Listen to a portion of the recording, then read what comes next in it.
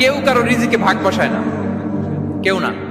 আমরা অনেকে মনে করি যে আমি ওকে দিলাম, ওকে খাওয়াইলাম, আমি বোধহয় খাওয়াইলাম। না, সে আপনারটা খায় নাই, সে তার রিজিকই খেয়েছে।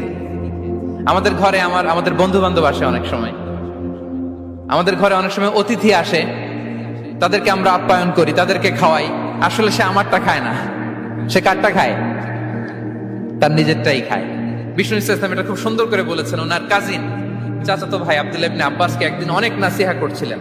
করতে করতে এক পর্যায়ে তিনি বললেন, ওয়ালাম, ইবনে আব্বাসকে বলছেন, ওয়ালাম আন্না মা আসাবাকা লাম ইয়াকুন লিইখতিআক ওয়া মা আখতাআকা লাম ইয়াকুন লিইউসিবাক। আব্দুল্লাহ, জেনে রেখো, যেটা তুমি পাওয়ার এটা তুমি কোনোদিন হারাবা না। যেটা তোমার হওয়ার কথা ছিল ওটা তুমি কোনোদিন মিস করবা না। আর যেটা তুমি পাওয়ার কথা না, গোটা বিশ্বের সব শক্তিকে হাতের মুঠোয় আনলেও সেটার দেখা তুমি পাবে না, পাবে না। ওয়ালাম আন্নামা আসাবাকা লাম ইয়াকুন লিইখতিআক ওয়া মা আখতাআকা লাম ইয়াকুন লিইউসিবাক রুফিআতিল আকলাম ওয়া জাফফাতিস সুহুফ। আব্দুল্লাহ, রিজিক নিয়ে চিন্তিত হয়ো না, রিজিক নিয়ে পেরেশান হয়ো না।